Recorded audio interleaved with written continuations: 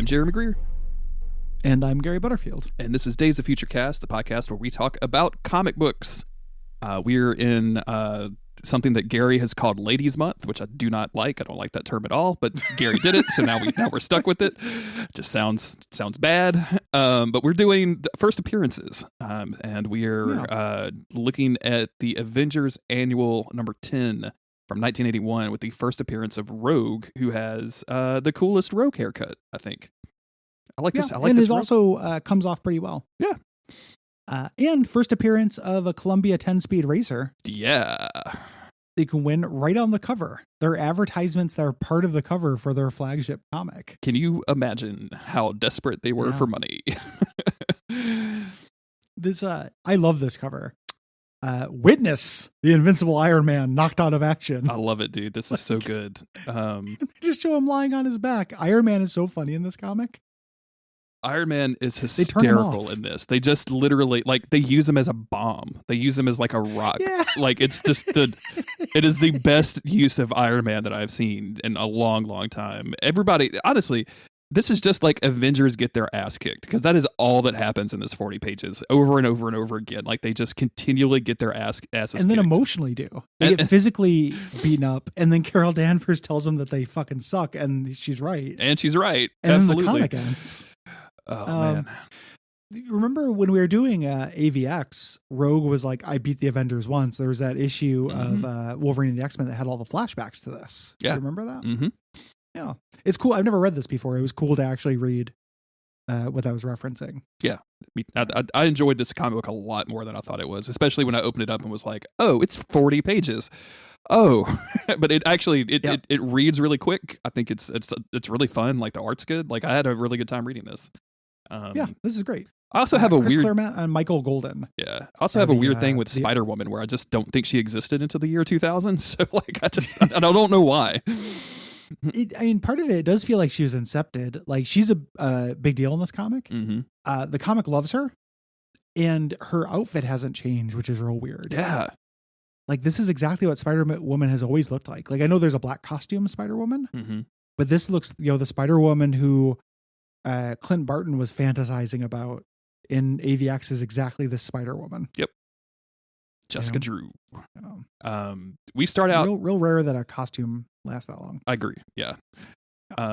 We start out in San Francisco where an anonymous woman has been thrown off of the Golden Gate Bridge, and Spider-Woman, using her gliding powers, is there to catch her, but quickly becomes overwhelmed with the weight of Carol Danvers. It goes right into the water, and manages to get out and bring this anonymous woman, who it turns out is Carol Danvers, to the hospital, which is where we find her later.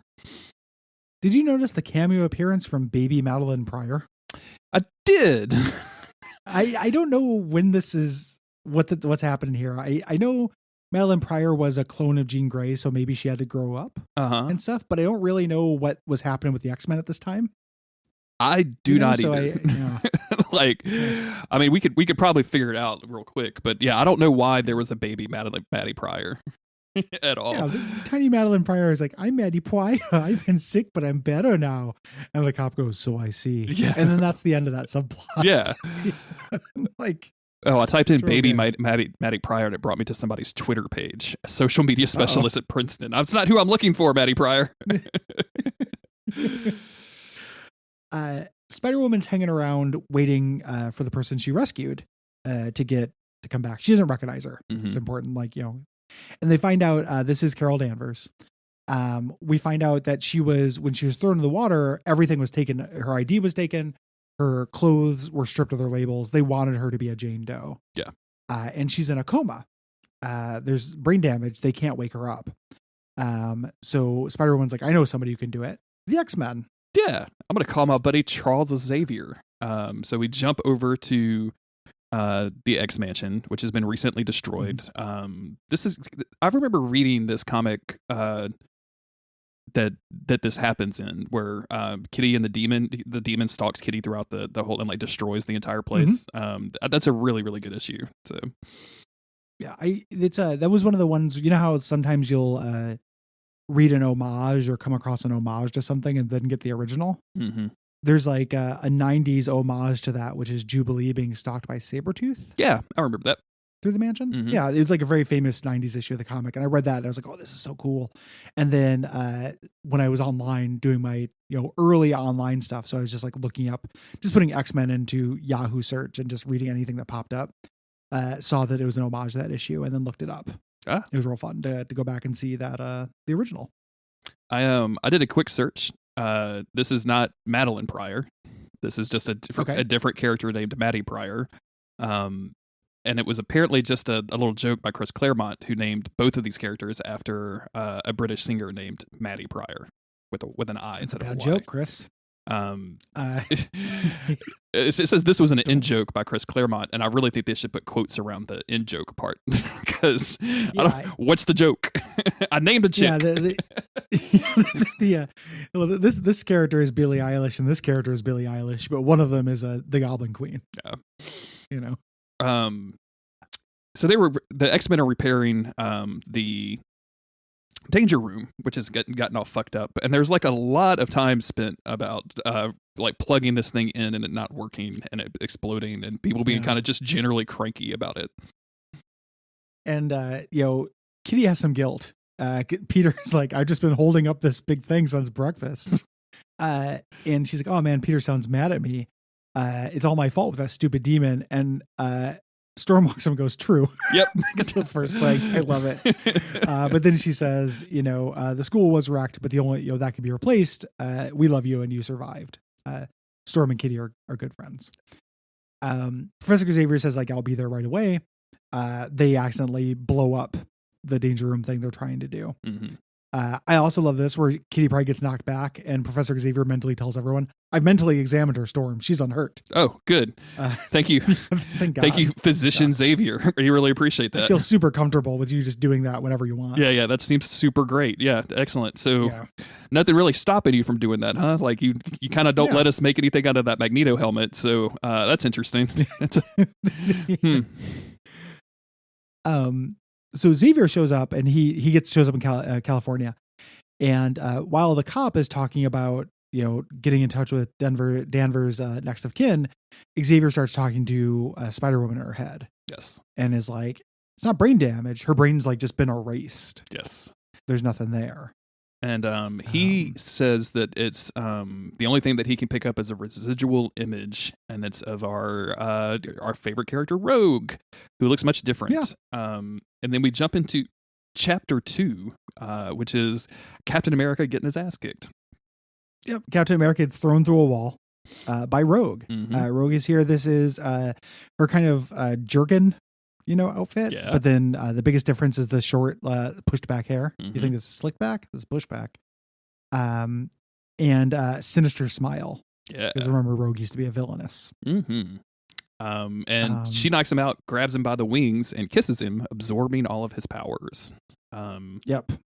It's and go ahead. References that she got Miss Marvel's powers permanently. Yes. Like this is part of Rogue lore. We all know this. I don't know if that happened in a comic or whether that just had like Carol Danvers just fell out of the sky and her stealing the power happened off screen. Maybe so. It's a big deal to both those characters. I think it was all like history, and then they eventually like did a comic book on it. I feel like.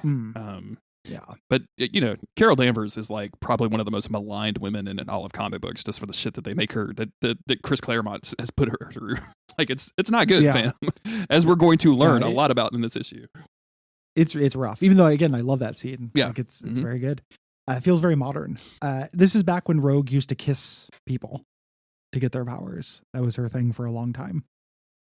Yeah. Which is they got rid of that, which is good because it's development, but it made tons of sense. Like she can't touch anybody without doing this. Mm-hmm. So when she does it, she's very pent up. Yeah. So she does it in kind of a vixen way. I like it. Me too. So we go from there to the Avengers Mansion where there's supposed to be an Avengers meeting. Jarvis is handing out tea and cakes. Beast tells Wanda to go easy on the cake or else she'll get fat, which doesn't feel appropriate. Nope. This is I also love Jarvis offering Vision a cake and Vision being like, nothing for me, Jarvis. My synthezoid form requires no organic sustenance. It's like Jarvis at this point has to know this. Do you think he just offers him a cake to like just to fuck with him a little bit. Yeah, because he knows it. Like, Jarvis is like, I kind of think that you were created to replace me. So I just and now there's a second robot butler who lives here. Now we got a Jocasta running around. The worst costume up until Danger. Dude, Jocasta is in like the background panel of like so much of this comic book, and every once in a while, like they name check her, and I'm like, who the fuck is Jocasta? She's a clone of the Wasp in an android body. Dope. I want to say. Yeah. I don't know a whole lot of Jocasta lore. I know she came back in Avengers Academy, but like I can't look at Jocasta. I think it's a really bad design. Yeah, same. So I don't like robots with tits. They also, this is the first example of them doing this thing where they called Scarlet Witch anything but Wanda or Scarlet Witch. Which would drive me absolutely crazy. Like Beastus refers to her as witch, which doesn't seem appropriate at all. And then like at one point they called her we'll have to see it when we get there, but it was like some weird bastardization of her name with the same amount of syllables. I'm like, you're not even saving any time. Like, you're just making fun of her. It's like Waz or something. Yeah, dude. Like, don't understand it. I love they're like, man, Captain America's late. That's unlike him. And then he flies through the window. Yes. It's real silly. They call for help. They call Tony Stark because they need Iron Man or Thor to do anything. Iron Man had plans for this day, but it's like, they wouldn't have. Like, I took the day off, but they wouldn't be calling me on my day off unless it was important, which is not true. Like, if you have your day off, they would probably call him for literally anything. But he's surprised when Janet Pym shows up and is like, "Hey, Tony, what's up?" And then puts this like doodad on his armor, transforms into Mystique, and now his armor is frozen and he can't move. Yeah, they turn off Iron Man. Yeah.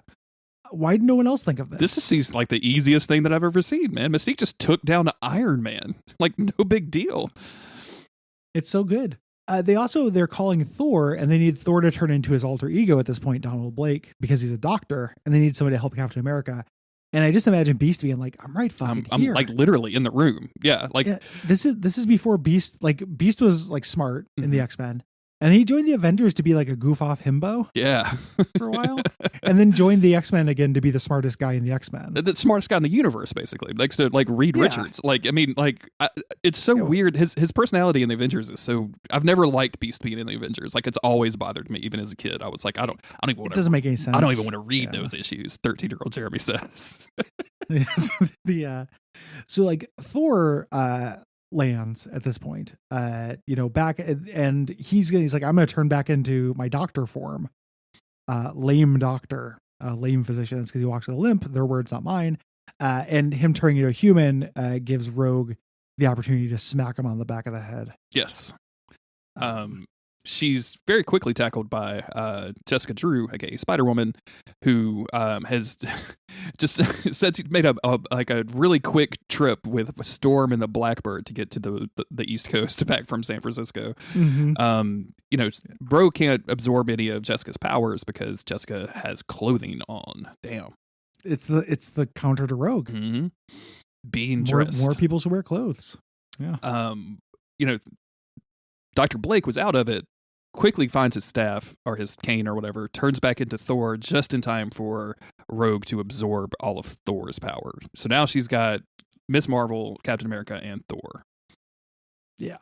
And even though she can't hit Jessica Drew or absorb her powers, now that she has Thor powers, she's invincible. Yeah.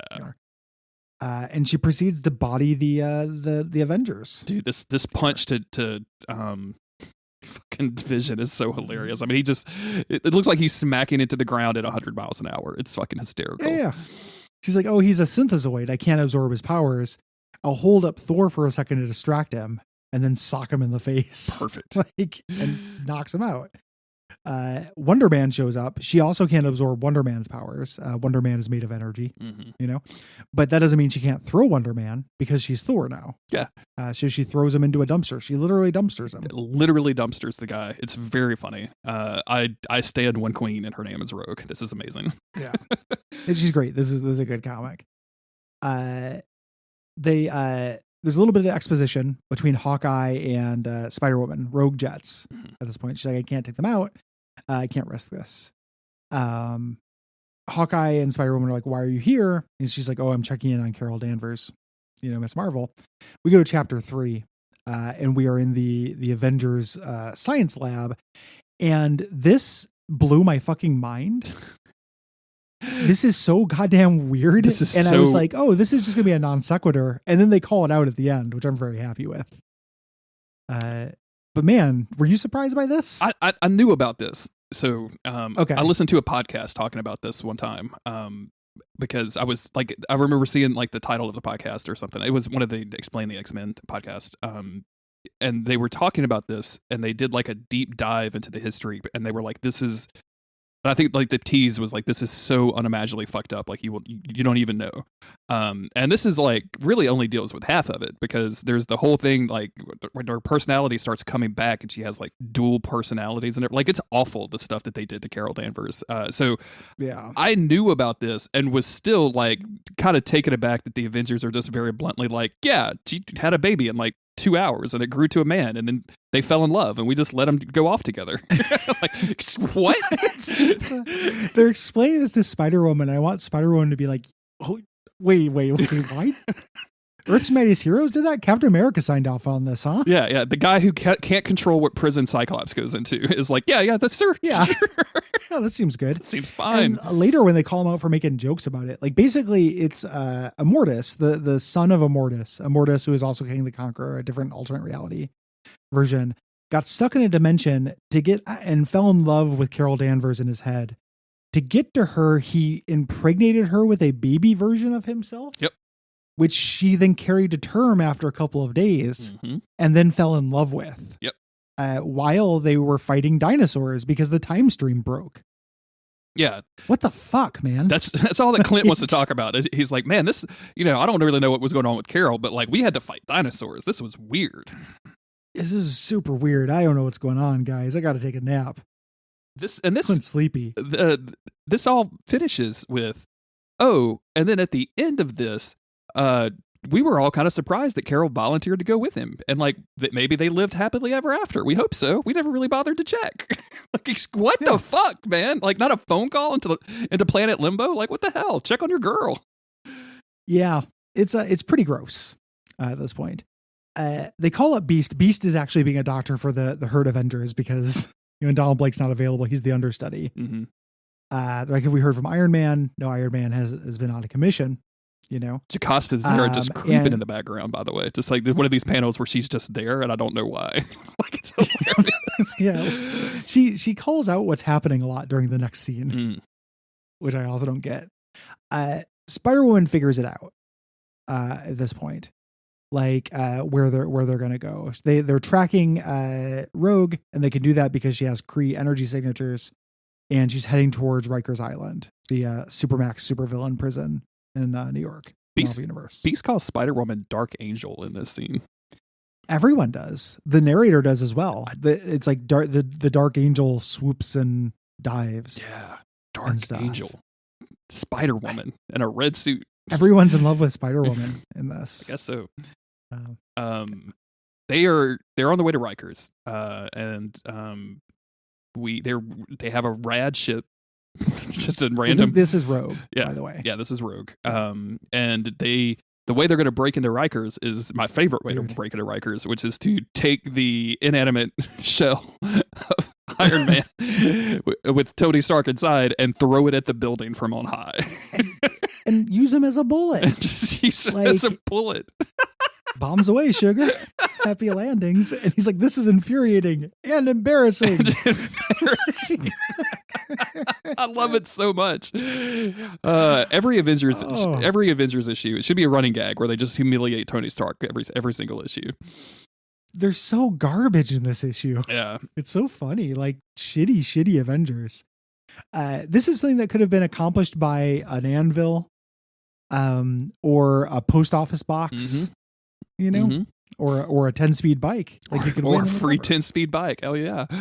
This could be accomplished by anything, but they decided to use an Iron Man. I love it, dude. And it bites them in the ass too. It's very funny and it's worth it.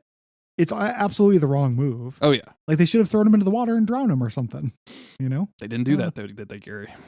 No. We're also introduced to Destiny, who is a character that's often associated with Mystique.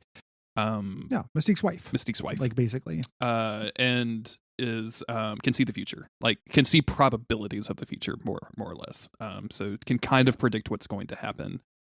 Iron Man falls into the prison, and the Brotherhood of Mutants is there. I think Blob is naked, which is terrifying. Initially, we got naked. We got nude Blob. Yeah, I like that Blob. Computer, show me nude Blob. I like Alexa. Amazon's like, I'm sorry, we're not going to do that for you right now. Not allowed. I like that nude Blob is muscly. I don't. Yeah. I like that he's like he's not like shredded, obviously, but like he's just got like a bunch of bulk, but it's not like fat. I don't know why. Like I just like this. I like this appearance of him for some reason. I feel like this comic respects Blob. Sure. Like he holds his own pretty well against the Avengers, and sometimes he's used as like a shitty joke. Mm-hmm. You know. They also this is a jailbreak. This is the Brotherhood of Evil Mutants. Yep. They free Pyro and Avalanche, and they all get their costumes on, and now they are reunited with Rogue just in time for the Avengers to show up and for Wonder Man to spread his legs and say, "Avengers assemble." Yep, he gets to say it when Captain America's sick. I don't know why. Like every pose that Wonder Man is his heels are as far apart as his body will allow them to be, and it just really cracks me up. Man loves the splits. Gotta love the splits, my dude. You know. No. So this it's kind of cool to watch this fight. Like you don't usually see the Avengers just fight straight up X-Men villains. Mm-hmm. You know, kind of fun. Yeah. Pyro makes a giant bird, which is cool. Mystique goes in to take care of Iron Man because they brought him to the party, so now they have to go take care of him. Yeah, Destiny is like, if they wake up Iron Man, we're fucked. Yeah. You know, go stop that. I like how Destiny, this is the most I've seen her participate in combat. Mm-hmm. Other comics I've read with Destiny, she tends to just kind of like go hide under something. Yeah. But here she's like saying like, hey, you know, duck at this exact time, change your fire into this exact time, you know, to use the power of predicting the future to help out the team. Very good. Very cool. Very cool. I like her kind of directing everything that the Brotherhood does. And honestly, like, it's the most successful I think I've ever seen the Brotherhood of Evil Mutants be. Like, maybe they should do this all the time instead of letting her go hide, you know? Yeah. The Blob knocks Wonder Man across the city. Mm-hmm. You know, so out of the fight, basically. Scarlet Witch gets knocked out. There's a you talk about Jocasta just kind of being there, you know? Vision's like, oh, Wonder Man's out of it. And Jocasta just goes, and the Scarlet Witch. Thanks. Like, just not really doing anything. Thanks, Jocasta. Yep. You want to go fight something? Thanks, like, you want to go shoot a beam anywhere? That would be nice. Here's the part where they won't call Scarlet Witch. Hawkeye calls her Wendy. Wendy. That's what I was looking for. Thank you. Wendy's out. The witch is pretty woozy. Oh, Wendy's got to be Wonder Man. Okay, that makes more sense, I guess. Oh yeah. Yeah. And the witch. But the witch is it's not Wandy. Wandy. Wendy. What a terrible word that is. It just doesn't feel good in your mouth when you say it. And then Beast is like, take heart, Hawk. Like, use each other's whole fucking names. Yeah, or your first names. Either one. I don't care. Yeah. Or we're talking to him. Beast did this. He says "Cowabunga, sweetums." And it's like an old form of cowabunga. Classic Beast catchphrase, my man. Yeah. Cowabunga. Ridiculous. Wow. We really needed a Bart Simpson pass on this. I mean, we needed someone to come in and reclaim the cowabunga, and we got it. Thank God. Yeah, thank you, Bart. Yeah. So Beast kind of jumps through the air. We think he's attacking Blob, but he's just using Blob as like a ramp to hit Pyro, and he's real goofball. Mm-hmm. This is shitty Avengers Beast, so he just makes jokes all the time. Mm-hmm. He lands somewhere, and Destiny's like, "Do you play chess, mutant?" And he's like, "Of course I do." He's like, "Well, you understand you sacrifice a pawn for a better piece." He's like, "Of course I get that." Whoa! And then a building falls on him. Again, the Avengers getting dumbstered. He speaks French in that section. He's like naturellement, I don't know if this is just I've never seen Mademoiselle abbreviated Mom Cell before. I don't know what good they're doing. Cell. I would just imagine being French and like really getting angry at this panel. He's also doing the Wonder Man thing of trying to put his feet as far apart as he can. Oh yeah, lots of spread legs on the Avengers. Yeah, on dudes. Yeah, you know, it's refreshing. Vision shows up and does his move. This is where the second comic where Destiny's like, he's going to try to stop you by putting his hand in you and then slowly ramping up the density. Everyone knows this guy's exact and only move. They're like, are you using your powers to see that? And she's like, no, I'm just using basic. I just watched a video. I read a fucking comic. Yeah. Yeah. And because Blob is so badass, it hurts him, but it doesn't kill him. Mm-hmm. And he just stands there long enough with Vision in his hand there for Rogue to come up and, dumpster Vision again. Yep. Knock him out. Meanwhile, Hawkeye says, "Oh, I have an arrow that can help in this situation," and manages to shoot the arrow, which blinds the Brotherhood of Evil Mutants, but not before Avalanche uses his powers to basically dumpster Hawkeye, which is good. Yeah. Once you start saying using dumpster as a verb, it's really hard to stop. Dude, I'm really into it. Like, I'm going to probably use it tonight because we're going to watch some Top Chef tonight. I'm really hoping somebody gets dumpstered. So. Dude, somebody's 100% good. They're going to dumpster somebody at the end of every round. Every single episode, man. It's great. Yeah. So at this point, everyone's kind of fucked. And Destiny's like, hey, if you're still okay, Rogue, go help Mystique. Yeah. Because if Mystique loses, we're all lost. Our entire plan hinged on this. It was kind of a mistake. Yeah. We go over where Iron Man, the human bullet, is just stuck in his shell on top of the generator. And Spider-Woman shows up. She does not know him. She's like, hey, I'm a friend. Are you okay? And he's like, yeah, my armor and my ego is messed up, but I'm all right. I'm just frozen. This sucks. When Nick Fury walks in, trying to warn, and Nick Fury is friends with Spider-Woman. Yes. And says, hey, be careful. But Iron Man whispers, like, no, Mystique's a shapeshifter. Yeah. Like, that's not Nick Fury. He's at a UN conference. And then sure enough, Mystique pops out of the Nick Fury body. And she says that she's firing this M16 on full automatic, which I don't know. I just think that's really funny for some reason. I don't know why. Like, she just has an M16. Yep. She just grabbed this big machine gun. She also can't hit Spider-Woman because this comic is really selling us on Spider-Woman. Yeah. She's too agile. Like, she's dodging full auto bullets. Mm-hmm. And she blasts it back with with her venom blast, but it doesn't really do anything. And she somehow missed, basically. But the upshot of all of this is that Iron Man is now free and can go punch Rogue in the face. Yeah, trying to show up. Rogue feels it. Her powers are wearing off. Mm-hmm. So that's no good. The Avengers just sucking continues. The rest of them are there. They're going to fight. And Scarlet Witch kind of goes, apeshit a little bit and opens up the ground doing this gas main explosion. I love the timing of this. Like, the next few pages have very funny timing. So we go away from that where Rogue is fighting Spider-Woman and Iron Man, and Mystique gets away in their jet and just says, like, hey, Rogue, come with me. And they're like, oh, can we sacrifice our people? And it's like, we can do more good for them if we're out. Let's get out. Yep. This thing called a convertiplane. So they escape at this point. And then we cut back to what's been going on with Scarlet Witch is that her and Pyro have made this gigantic firestone demon. This fucking rules, dude. When I saw this page, I turned the page and I was like, what in the fuck is going on? This is great. Like, I love this. I love that superheroes didn't care about responsibility until like 2012. It's just like, I don't know. I'm gonna make a big fire. I'm not gonna think about it. Yeah, I'm just gonna. And then I'm gonna turn into a gigantic demon thing. I don't give a shit. Yeah, I don't give a fuck what you say, man. I'm just here for the party.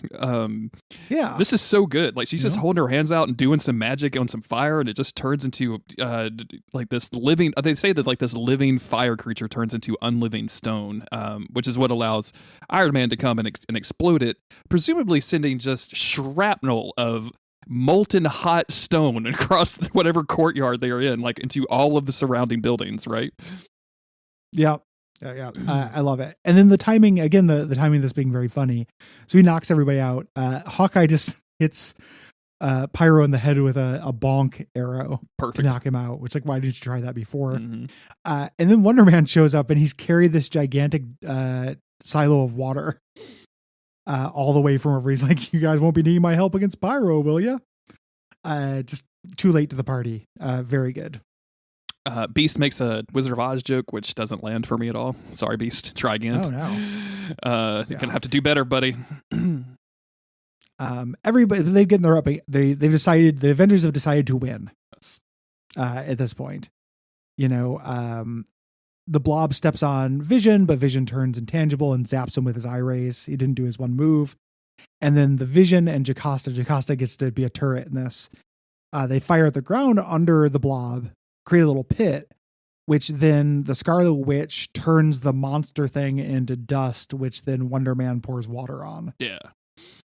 To make, kind of drown the Blob, who yells Blorf in big letters. Yes, they have invented concrete. Congratulations, Avengers. Yep. We're just going to usher you right to the Oval Office so the president can give you their medal for inventing concrete. Congratulations. For blorfing it up. Vision strategy worked to perfection, and now it's time to go back to the X-Men for what I thought was going to be like, because I looked at this and I was like, oh, there's like 5 pages left. We're going to do like all of the X-Men seem to be in bathing suits. Like, this is just going to be like everyone's going to be slapping each other on the back, having a good time. The day is saved kind of situation. And it is 100% not that. This was what surprised me about this issue more than anything. It's real good. So Carol Danvers is there recovering. Spider-Woman is being, a solid friend. And the Avengers show up. This is the first time they've seen Carol, they're like, hey, Carol, how are you? And she's like, better than I expected. I'll never get my memories back, but Professor Xavier has basically given me back my personality.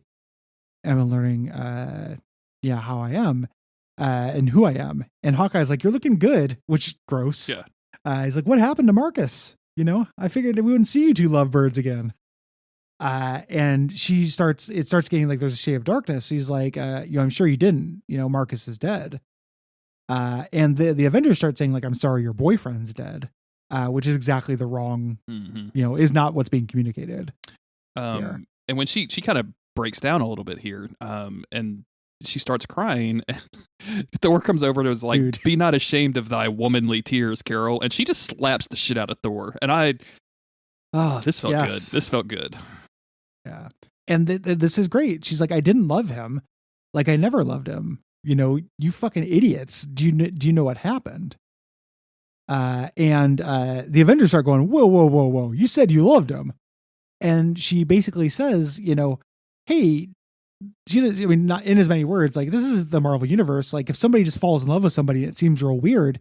Maybe there's mind control shit going on. It happens all the time. We live in an existence with purple men. The mandrill's about. You don't just if I say I love this person, you don't just go, it's her choice. Yeah. And just let her go. If I'm acting dramatically different than I usually do, maybe there's something going on with that we should all check out together. Like, just notice me, okay? It's great. So she went off and she was in love with him, but he was this petulant little baby. When they went this other dimension, his anti-aging stuff happened and he aged into a skeleton. It's like really great art there. And then his mind control wore off. So basically, I mean, this is an assault, right? Like, this is, an assault on her autonomy. Being mind controlled and doing something like this is a comic book equivalent of like a sex assault kind of thing. And there was probably sex assault happening. And this is even aside from her being forcibly pregged. Yeah. From a different dimension. It's incredibly fucked up. I think I don't remember exactly where it is, but when they're telling this story, I think when they're telling Spider-Woman about this, like, Scarlet Witch's casually is like, he put his, and it's in quotes, it's like his essence inside of her. And I'm like, you guys are just doing everything, but like, I mean, I know what an essence is in this context. Like, Jesus Christ, this is horrifying. It's not good. Yeah. Just the worst. And they're like, why didn't you call us? I'm like, because you guys are fucking awful. Yeah, because I hated you, because you betrayed me. Why would I call you? Yeah. You destroyed it. You ruined our trust. Mm-hmm. Here. And she's not wrong. She's like, fuck you guys.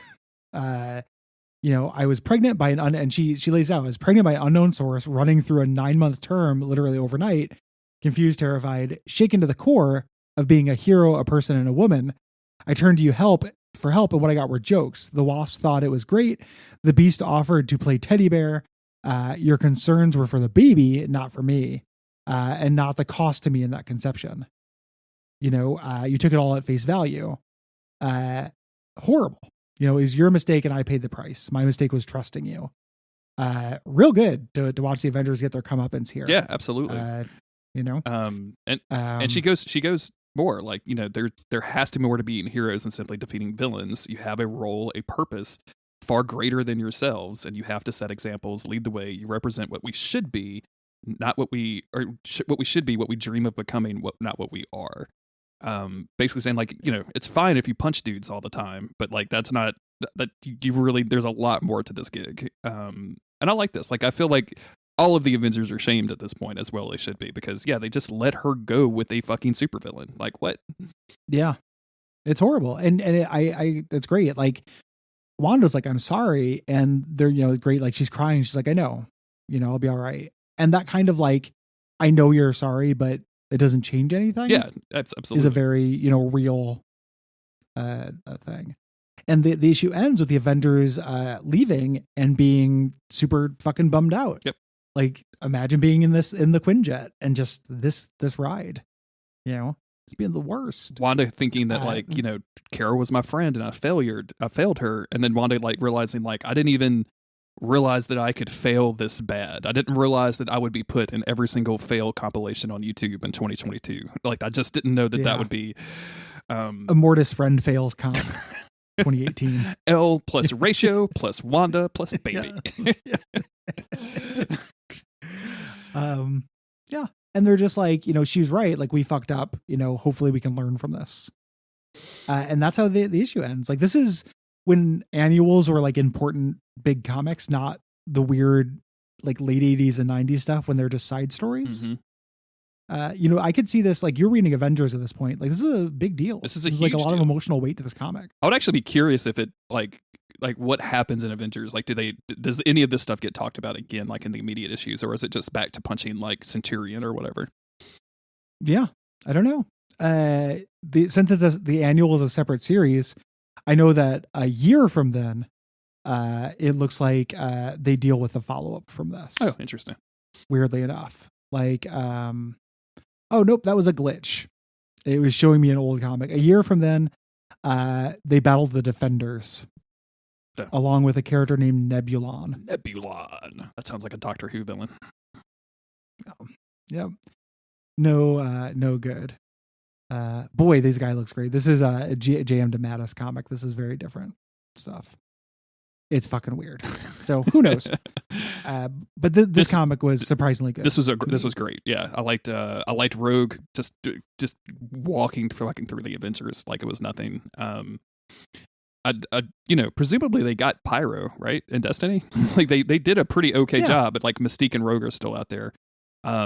This was a great first appearance for Rogue. Like it's we've done I think like 12 of these now, and I think this is probably like the first time I was like, fuck yeah, this character rules. Like you just get it. I guess Wolverine was like that. I love Rogue. Yeah, Wolverine was a little bit like that. Like, yeah, I love Rogue. I love her arc. Like she's fun as a villain. I like her getting redeemed. I like her realizing she's kind of a leader. Like what a great character, One of the best X-Men, undeniably. I think that's it. Yeah. Just to let everybody know, if you're listening to this on the public feed, that we're going to change the format of the podcast. We've talked about it a couple of times, but we're going back to one episode every 2 weeks. Obviously, it'll be a much longer episode. It'll just be basically like a 2-hour sesh. And we're going to, after this group of comics, we're going right into the Dark Phoenix Saga. So, Phoenix Saga. The Phoenix Saga. Not the Dark I don't know which one is which. One of them ends with her being on trial on the moon. Yeah. Which I think is the next one. This is the Hellfire Club one. Okay. So yeah, come with us on that journey. If you want to support us, patreon.com/Duckfeed.tv is the best place to do that. You can also leave reviews and ratings on various podcast services to make the robots like us. Tell your friends, write me a personal letter, put your perfume on it so I know that it's you. And we'll be back in a couple days with more X-Men.